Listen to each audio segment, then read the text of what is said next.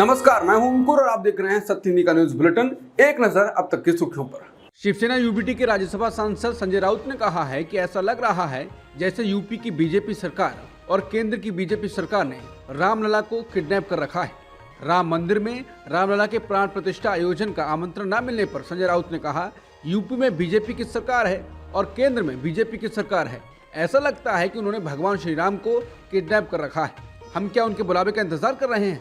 जब बीजेपी का कार्यक्रम खत्म हो जाएगा तो हम रामलला के दर्शन के लिए जाएंगे। बीजेपी कौन होती है? रामलला का बुलावा देने वाली। भगवान खुद अपने भक्तों को बुलाता है और भक्त उनके दरबार में खुद पहुंच जाते हैं। बीते दिन शिवसेना यूबीटी ने बताया कि 22 जनवरी को अयोध्या के राम मंदिर में रामलला के प्राण प्रतिष्ठा कार्यक्रम में उन्हें बुलावा नहीं दिया गया है। शरद पवार ने भी बुधवार को कहा कि उन्हें भी आमंत्रित नहीं किया गया है। कांग्रेस सांसद शशि थरूर ने कहा है कि राम मंदिर के आयोजन में जाना या ना जाना किसी की भी व्यक्तिगत राय हो सकती है। इसके आधार पर किसी को एंटी हिंदू कहना सरासर बेवकूफ़ी है। उन्होंने ये भी बताया कि कांग्रेस के 3-4 वरिष्ठ नेताओं को आयोजन में बुलाया गया है और उन्हें न्योता नहीं दिया गया है। मीडिया से बातचीत के दौरान थरूर ने कहा, मेरा मानना है कि मंदिर राजनीतिक मंच नहीं है, मंदिर प्रार्थना की जगह है। मंदिर जाना या ना जाना किसी का भी व्यक्तिगत फैसला हो सकता है और जिन लोगों को बुलाया गया है वो तय करेंगे। जहाँ तक मेरी बात है, मुझे नहीं बुलाया गया है तो मुझे इसे लेकर कोई फैसला नहीं करना है। अगर मंदिर के आयोजन को राजनीतिक बनाया जा रहा है तो वो मंदिर जाना नहीं, फिर वो कुछ और है। कांग्रेस नागपुर रैली से कई राजनीतिक संदेश जनता को देने की कोशिश कर रही है। एक तो इसका सीधा संबंध लोकसभा चुनाव से है। गुरुवार 28 दिसंबर को अपने 139वें स्थापना दिवस के मौके पर नागपुर में हैं तैयार हम रैली के साथ कांग्रेस अपने चुनाव अभियान की शुरुआत करने के लिए तैयार है। इस शहर के साथ कांग्रेस का अपना रिश्ता भी है जो भारत की आज़ादी से पहले का है। वहीं नागपुर में आरएसएस मुख्यालय भी है। महाराष्ट्र कांग्रेस भव्य रैली के लिए पूरी तरह तैयार है, जिसमें देश भर से बड़ी संख्या में कांग्रेस नेता और कार्यकर्ता भाग लेंगे। महाराष्ट्र कांग्रेस प्रमुख नाना पटोले का कहना है कि जब भी देश को परेशानी का सामना करना पड़ता है, कांग्रेस ने मोर्चा संभाला और देश में एक बड़ा बदलाव आया। आपातकाल के बाद तत्कालीन प्रधानमंत्री इंदिरा गांधी ने नागपुर में एक सार्वजनिक बैठक की और कांग्रेस ने तब विदर्भ की सभी सीटें जीत ली। नागपुर में इतिहास दोहराया जाएगा और देश में एक बड़ा परिवर्तन होगा। ईडी ने पहली बार एनआरआई कारोबारी सीसी थम्पी से जुड़े मनी लॉन्ड्रिंग मामले में कांग्रेस नेता प्रियंका गांधी के नाम का जिक्र कर दिया है। ईडी ने मामले से संबंधित पहले के आरोप पत्र में उनके पति रॉबर्ट वाड्रा का नाम शामिल किया था। ये मामला ऐसे समय में सामने आया है जब लोकसभा चुनाव 2024 नजदीक आ चुका है। भाजपा समेत सभी राजनीतिक दल अपनी अपनी तैयारियों में व्यस्त हैं। विपक्षी दलों का आरोप है कि केंद्र की भाजपा सरकार अपने विरोधियों को निपटाने के लिए केंद्रीय जांच एजेंसियों ईडी, सीबीआई, इनकम टैक्स और अन्य का इस्तेमाल करती है। हर चुनाव में कोई ना कोई कथित करप्शन का मुद्दा सामने आ जाता है। प्रियंका गांधी वाड्रा गांधी परिवार और कांग्रेस का प्रमुख चेहरा हैं। इस कथित मामले में नाम का उल्लेख होने से छवि पर असर पड़ेगा। राजस्थान विधानसभा चुनाव के नतीजे 3 दिसंबर को आए थे। करीब 1 महीने बाद भी मंत्रिमंडल गठन का इंतजार जारी है। तमाम विधायकों के दिल में मंत्री बनने की हसरत पल रही है, लेकिन भाजपा को डर सता रहा है और मुख्यमंत्री भजनलाल शर्मा का दिल धक धक हो रहा है। भाजपा ने राजस्थान के साथ मध्य प्रदेश और छत्तीसगढ़ में भी जीत हासिल की थी। वहां समय पर मंत्रिमंडल हो गया, गठन हो गया है। लेकिन यही बीजेपी है जब तेलंगाना में नया सीएम चुनने में देर हो रही थी तो उसने कांग्रेस पर कटाक्ष का कोई मौका चूका नहीं। लेकिन राजस्थान में राजनीति जिस तरफ जा रही है वो दिलचस्प है। ऐसा लगता है कि कोई शिकारी शिकार फंसने का इंतजार कर रहा है। वहीं मुख्यमंत्री की कुर्सी से हटाई गई वसुंधरा राजे अभी भी चर्चा में है। भाजपा आलाकमान उन्हें अलग करके नहीं भूल पा रहा है और ना एडजस्ट कर पा रहा है। यही वजह है कि वो वसुंधरा से डरा हुआ है। पिछले 4 दिनों चर्चा के तौर पर राजस्थान में ये बातें सत्ता के गलियारों में चली थी कि जो विधायक मंत्री नहीं बने हैं वो वसुंधरा के पास आएंगे। वसुंधरा का खेल मंत्रिमंडल गठन के बाद शुरू होगा।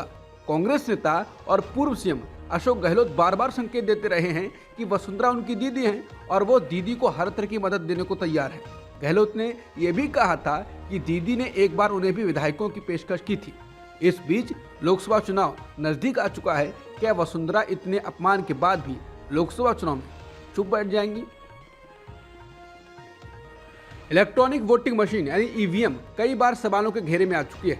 हाल ही में हुए विधानसभा चुनाव के बीच एक बार फिर ईवीएम विवादों में आती हुई दिखाई दे रही है। सोशल मीडिया पर एक वीडियो वायरल हो रहा है जिसमें एक शख्स वीवीपैट के साथ कैसे खेल किया जा सकता है वो दिखा रहा है। वो एक एक स्टेप से दिखाकर समझा रहा है कि कैसे आप वोट किसी को दें और किसी और को चला जाता है।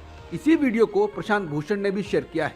प्रशांत भूषण ने इस वीडियो को शेयर करते हुए लिखा है, खुद देख लीजिए किस तरह से ईवीएम और वीवीपैट मशीनों में छेड़छाड़ हो सकती है। सिंबल लोडिंग के समय जो प्रोग्राम डाला जाता है उस समय इस तरह से किया जा सकता है। इसीलिए ज्यादा देश और बांग्लादेश भी वापस पेपर वॉलेट की तरफ चले गए। पहले भाजपा के लोग भी पेपर वॉलेट की मांग करते थे, अब सत्ता में आने के बाद क्यों बदल गए हैं और वीवीपैट मशीन का कांच काला क्यों कर दिया गया है। बता दें, वायरल वीडियो में शख्स बता रहा है कि काला कांच किस तरह से जब लाइट बंद हो जाती है तब कैसे खेल कर देता है। इसी वीडियो को रीट्वीट कर संजय राउत ने कहा है, बीजेपी की जय हो, ईवीएम है तो ही मोदी है। ईवीएम को लेकर वायरल हो रहे वीडियो पर सोशल मीडिया पर लोग चर्चा कर रहे हैं। रिटायर्ड आईएएस सूर्य प्रताप सिंह ने वीडियो को ट्वीट कर लिखा है, ईवीएम के सोर्स कोड की इंडिपेंडेंट ऑडिटिंग हो जाए तो दूध का दूध, पानी का पानी हो जाए। दिक्कत क्या है? देखिए ईवीएम में हैकिंग कैसे हो सकती है। इसके साथ ही कुछ लोग उस खबर को भी शेयर कर रहे हैं जिसमें यूपी के फर्रुखाबाद में जिला निर्वाचन कार्यालय के गोदाम में 20 सितंबर की सुबह आग लग गई और गोदाम में रखी 800 ईवीएम मशीन जल गई। जिसके बाद अखिलेश यादव ने कहा था कि फर्रुखाबाद में 800 ईवीएम चली, बिना शॉर्ट सर्किट के लगी आग से शक का धुआं उठ रहा है। शुक्रवार को जेडीयू ने राष्ट्रीय कार्यकारिणी की बैठक बुलाई है। चर्चा है कि जेडीयू में सब कुछ ठीक नहीं है। इस बैठक को लेकर पूछे गए सवाल पर नीतीश कुमार ने कहा, सब कुछ सामान्य है, हर साल एक बैठक करने का प्रावधान है, वही बैठक है, सब कुछ नॉर्मल है। इसके बाद तेजस्वी यादव ने भी कहा कि लोग बिहार में हो रहे विकास से ध्यान भटकाना चाहते हैं, लेकिन इससे कोई फर्क नहीं पड़ने वाला है। दरअसल बीते दिनों इस बात की चर्चा तेज हो गई कि ललन सिंह जेडीयू अध्यक्ष के पद से इस्तीफा दे सकते हैं। जेडीयू में अंदरूनी कलह की खबरों को लेकर बीजेपी सांसद और केंद्रीय मंत्री गिरिराज सिंह ने कहा है कि अब नीतीश कुमार ज्यादा दिनों तक बिहार के मुख्यमंत्री नहीं रहेंगे। उन्होंने ये भी कहा कि लालू यादव ने नीतीश कुमार के खिलाफ चक्रव्यूह रचा है। गिरिराज सिंह ने कहा, नीतीश कुमार जी अब कुछ ही दिनों के मेहमान हैं, ज्यादा दिन मुख्यमंत्री नहीं रहेंगे। लालू यादव ने बुरा चक्रव्यूह रच दिया है, उसमें पहला कदम था अवध बिहारी को बिहार विधानसभा का स्पीकर बनाना। नीतीश कुमार तेजस्वी को मुख्यमंत्री नहीं बना रहे हैं, लालू जी अब उनको मुख्यमंत्री नहीं रहने देंगे। गिरिराज सिंह ने यह भी कहा कि नीतीश कुमार के पास अब सिर्फ 2 रास्ते बचे हैं, या तो वो तेजस्वी यादव को मुख्यमंत्री मान लें या फिर जदयू का आरजेडी में विलय करा दें। केंद्रीय मंत्री ने कहा, जदयू और नीतीश कुमार एक दूसरे के पर्यायवाची हैं, अब वो मुख्यमंत्री नहीं रहेंगे, अब विश्वास प्रस्ताव आएगा और तेजस्वी मुख्यमंत्री बन जाएंगे। जेडीयू के 2 फाड़ होने की सुगबुगाहट के बीच मुख्यमंत्री नीतीश कुमार जेडीयू की राष्ट्रीय कार्यकारिणी की बैठक में भाग लेने के लिए दिल्ली पहुंच रहे हैं। हालांकि एक बार फिर उनके पोस्टर्स ने खबर बना दी है। दरअसल कार्यकारिणी की बैठक से पहले दिल्ली में उनके फिर से पोस्टर लगाए गए। पार्टी कार्यालय में लगे बिहार के मुख्यमंत्री के पोस्टर्स पर लिखा था, प्रदेश ने पहचाना, अब देश भी पहचानेगा। कांग्रेस नेता जयराम रमेश ने कहा है कि कांग्रेस पार्टी भले ही राजस्थान का विधानसभा चुनाव हार गई, लेकिन भाजपा हमारी गारंटियों की ही नकल कर रही है। कल घोषणा की गई कि राज्य में 1 जनवरी से एलपीजी सिलेंडर 450 रुपए में दिए जाएंगे। हालांकि कांग्रेस राज्य के 1,40,00,000 परिवारों को 500 में एलपीजी सिलेंडर देने वाली थी, लेकिन भाजपा सरकार करीब 70 लाख परिवारों को ही 450 रुपए में गैस सिलेंडर देगी। उन्होंने कहा, ये कब से लागू होगा इसके लिए तो इंतजार करना होगा, लेकिन ये निसंदेह कांग्रेस पार्टी की जीत है, जिसने सबसे पहले रसोई गैस की कीमत घटाकर 500 रुपए किया था। ये भाजपा सरकार बनने के बाद से कांग्रेस कार्यकर्ताओं द्वारा लगातार बनाए गए दबाव का भी नतीजा है। विदेश मंत्री एस जयशंकर ने बुधवार को रूस में रूसी राष्ट्रपति व्लादिमीर पुतिन से मुलाकात की और यूक्रेन में युद्ध सहित कई मुद्दों पर बातचीत की। पुतिन ने प्रधानमंत्री मोदी को अगले साल रूस आने का निमंत्रण दिया। पुतिन ने जयशंकर से कहा, हमें अपने मित्र प्रधानमंत्री मोदी को रूस में देखकर खुशी होगी। विदेश मंत्री ने यह निमंत्रण स्वीकार करते हुए कहा कि पीएम मोदी अगले साल रूस का दौरा कर सकते हैं। बता दें, पुतिन सामान्य तौर पर अपने समकक्षों से ही मुलाकात करते हैं, लेकिन इस परंपरा को तोड़ उन्होंने भारत के विदेश मंत्री से मुलाकात की है। इसके साथ ही रूसी राष्ट्रपति ने कहा, वो जानते हैं कि पीएम मोदी यूक्रेन संकट को शांतिपूर्वक हल करने के लिए अपना सर्वश्रेष्ठ प्रयास करने को तैयार है। पुतिन ने कहा कि रूस भारत के साथ ये जानकारी साझा करने को इच्छुक है कि यूक्रेन संकट को शांतिपूर्ण तरीके से कैसे हल किया जा सकता है। डीएमडीके के संस्थापक और जाने माने तमिल अभिनेता विजयकांत का गुरुवार को निधन हो गया। चेन्नई के अस्पताल के मुताबिक 71 साल के विजयकांत कोविड-19 से संक्रमित थे। अस्पताल की प्रेस रिलीज के मुताबिक विजयकांत निमोनिया के कारण भर्ती हुए थे और उनको वेंटिलेटरी सपोर्ट पर रखा गया था। मेडिकल स्टाफ की कोशिशों के बावजूद उन्हें बचाया नहीं जा सका। बॉलीवुड एक्टर रणबीर कपूर क्रिसमस पर हुए उनके वायरल वीडियो की वजह से विवादों में आ गए।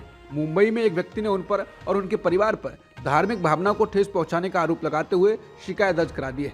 वायरल वीडियो में रणबीर कपूर क्रिसमस फ्लैम्बे परंपरा का जश्न मनाते हुए नजर आ रहे हैं, जिसमें पुडिंग पर स्प्रे डाला जाता है और उसे कुछ देर के लिए आग लगा दी जाती है। वीडियो में उनके साथ उनकी पत्नी एक्ट्रेस आलिया भट्ट भी हैं। ये पूरी तरह से पारिवारिक कार्यक्रम था। किसी ने वीडियो बनाकर सोशल मीडिया पर डाल दिया। अपने वकील आशीष राय और पंकज मिश्रा के जरिए घाटकोपर पुलिस स्टेशन में शिकायत दर्ज कराने वाले संजय तिवारी ने दावा किया कि एक्टर को जय माता दी कहते हुए केक पर शराब डालते हुए और आग लगाते हुए देखा गया है। साउथ अफ्रीका के सेंचुरियन में लगातार दूसरा शतक लगाने वाले टीम इंडिया के बल्लेबाज केएल राहुल ने सोशल मीडिया पर ट्रोल्स और स्कूटरी पर बात की है। टेस्ट मैच के दूसरे दिन के खेल के बाद मीडिया ने केएल राहुल से उनकी फॉर्म को लेकर अतीत में हुई आलोचनाओं पर सवाल पूछा। इसके जवाब में केएल राहुल ने कहा, एक इंसान के रूप में, एक क्रिकेटर के रूप में आपको हर दिन हर पल चुनौती मिलती है। सोशल मीडिया के जरिए दबाव बनाया जाता है। आज मैंने शतक बनाया है तो लोग तारीफ कर रहे हैं। 3-4 महीने पहले हर कोई मुझे गाली दे रहा था। यह खेल का हिस्सा है, लेकिन मैं ये नहीं कह सकता कि इसका आप पर असर नहीं पड़ता। असर पड़ता है। जितना जल्दी आप इन सबसे दूर हो जाएंगे, आप गेम और सोच के लिए वो अच्छा होगा। अब तक की सुर्खियों में इतना ही। बाकी खबरों के लिए बने रहिए सत्यहिंदी.com के साथ।